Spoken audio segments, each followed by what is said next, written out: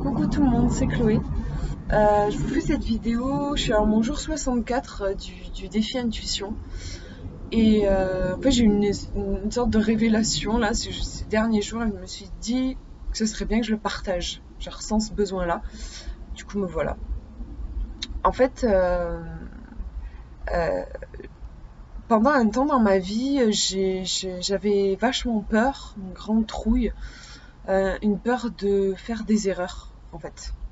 De mal faire. Un truc de fou, quoi. J'ai toujours été très contrariée par ça. Quand j'étais à l'école, je supportais pas de pas être la meilleure, en fait.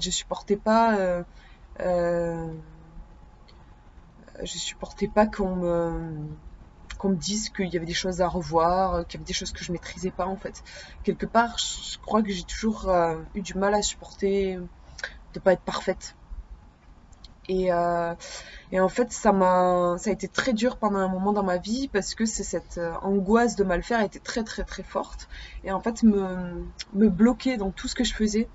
C'est-à-dire qu'en fait, dès que j'étais confrontée à une critique, à quelque chose qui ne fonctionnait pas parfaitement, et ben j'arrêtais en fait ce que je faisais. Ça me bloquait direct. Pour vous donner un exemple, mais il y en a plein d'autres. Un exemple, j'avais créé une boutique de trucs faits main. Et à un moment donné, il y a eu un problème avec un colis que j'ai envoyé, voilà. Et, euh, et en plus, enfin voilà, la personne n'était pas désagréable, elle m'avait juste informé qu'il y avait un souci avec le colis. En fait, rien que ça, rien que le fait que ce soit pas bien passé, c'était l'horreur pour moi. Et en fait, quelques jours plus tard, j'ai fermé ma boutique, quoi. Euh, c'est vous dire, en fait, je sais pas, le degré de stress était tellement grand que j'arrivais pas. J'ai des moustiques partout, c'est super désagréable. Désolée. Ouais, c'était tellement. Le niveau de stress était tellement haut que je finissais par arrêter ce que je faisais pour enlever le stimulus stressant, le truc qui me stressait en fait. Bon, finalement, j'ai réussi quelque chose que j'ai réussi à dépasser à un moment donné. Je me suis dit, et puis merde, j'y vais quoi, je vis, on a qu'une vie, j'y vais. Bon, bref, je me suis lancée. C'est comme ça que je suis sortie de ma dépression en fait. Et il y a pas longtemps, j'ai reçu une critique. J'ai eu quelque chose qui n'a pas fonctionné comme j'aurais aimé. Et ça a réactivé en fait ce truc-là. Et j'ai eu le réflexe de nouveau en fait, j'ai eu envie de tout couper, de tout arrêter. J'ai eu ce repli sur moi. Et j'ai réussi à me reprendre, comme quoi j'ai quand même évolué. J'ai réussi à dépasser l'émotion. Et sérieux, il y a un moustique, il est d'une taille, c'est juste impressionnant. Euh, Bref, ouais, j'ai réussi à dépasser le truc. En fait, ce qui m'a aidé justement, c'est que je me suis dit le dicton qui ne fait rien ne fait pas d'erreur. Je me suis dit, Chloé, essaye de voir en fait le fait que si tu as reçu cette critique-là, bah, c'est parce que tu t'es bougé les fesses à un moment, quoi. Sinon, t'aurais rien reçu. Mais voilà, finalement, c'est aussi recevoir des critiques, faire des erreurs, ça prouve qu'on est vivant, en fait, tout simplement. Et ça m'a un petit peu aidé à faire passer la pilule. Et en même temps, j'ai ressenti le besoin de pousser un petit peu plus le truc. Et je me suis dit, je sais pas, je vais voir dans l'expérience si c'est quelque chose qui me nourrit ou pas, si c'est quelque chose qui me plaît ou pas. Mais en tout cas, je vais le tenter.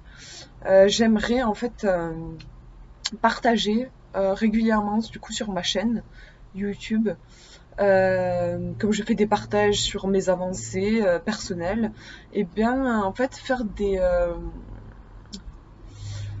comme en fait célébrer souvent, voilà, les gens célèbrent la réussite et c'est très très bien. C'est ce que je fais aussi. Mais j'aimerais en fait aussi célébrer les échecs, les choses difficiles. Je pense que ça m'aiderait à mieux les accepter, déjà d'oser les annoncer face à la caméra. Parce qu'en fait j'en ai honte. Et justement, oser me montrer comme ça, je pense que ça peut être quelque chose d'important. Et j'aimerais pour chaque expérience difficile que je vis, essayer de voir en fait quel est l'apprentissage dans cette du coup dans cet échec entre guillemets, quel est l'apprentissage au niveau physique et au niveau spirituel. Par exemple, du coup je vais commencer maintenant. La critique que j'ai reçue, c'est parce que je vends des quand j'ai des bouquins que je lis plus, en fait je les revends d'occasion. Et en fait, il y a eu un souci avec le colis. C'est-à-dire que la personne a dit que c'était mal emballé et qu'il avait reçu le, le colis, le bouquin un petit peu endommagé, enfin avec un petit truc, enfin voilà, bref. Et donc il critiquait ma façon d'emballer le truc. Donc ça a été très dur pour moi. Et en même temps, du coup, ce que je peux apprendre de ça, déjà, c'est en effet, ça peut m'apprendre tout simplement à mieux emballer mes produits.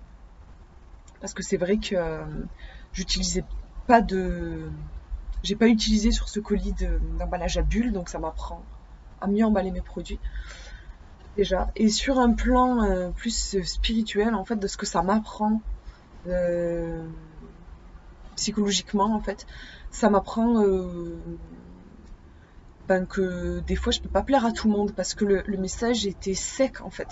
Je suis capable de recevoir des critiques quand elles sont dosées, mais là c'est vrai que c'était vachement sec. La personne m'a envoyé un truc un peu. Enfin, moi je trouvais que c'était dur et ça m'apprend à vivre avec des gens qui peuvent parfois être froids, un peu durs et ça m'apprend en fait à me désolidariser, je sais pas si, enfin voilà, décoller, je sais pas trop comment dire. En fait, comme je suis hypersensible, je fusionne avec ce qui se passe. Et si quelqu'un me dit qu'il est pas content par rapport à l'emballage de son colis, moi je mélange un peu tout et je me dis il me déteste, il m'aime pas, je me sens pas aimée. Enfin voilà, il y a quelque chose qui se passe qui ne devrait pas avoir lieu entre guillemets. Et ça m'apprend en fait à me décoller en fait, à voir où est l'autre et où je suis moi. Lui, il n'est pas satisfait, peut-être qu'il est en colère, ça veut pas dire que moi je dois être dans tous mes états pour autant. En fait, ça m'apprend à gérer un petit peu mes émotions et à me positionner par rapport à l'autre. Chose sur laquelle j'ai beaucoup de travail, mais en tout cas, je pense que rien n'arrive par hasard et je pense que c'est pour ça que j'ai attiré cette expérience-là. Donc voilà, je voulais le partager avec vous parce que c'est quelque chose d'important dans mon chemin. Comme j'ai envie de partager en toute authenticité, c'est important. Et je pense que voilà, c'est quelque chose que je vais partager assez régulièrement. Mes réussites comme des choses plus douloureuses en vous parlant de ce que ça m'enseigne. Je pense que ça peut être très thérapeutique pour moi. Et je me dis aussi que pour les gens qui regardent, ça peut être aussi sympa parce que je crois que des fois on peut tous avoir cette tendance à vouloir être parfait, à se juger. Après moi, c'est exacerbé chez moi, mais je crois qu'il y a pas mal de gens qui peuvent se retrouver là-dedans. Des fois, ça fait du bien de voir que il y a d'autres. On est tous en vrai on a tous nos galères, on a tous nos petits couacs et c'est ce qui fait simplement qu'on est vivant. Moi, je pense que ça m'aurait aidé aussi ça m'aiderait si je voyais plus de gens en fait oser parler de certaines choses qui réussissent pas, plutôt que de voir encore une fois que des gens qui s'expriment sur ce qu'ils réussissent. Parce que finalement, ça donne une illusion. En vrai, en fait, dans la vie, tout n'est pas parfait.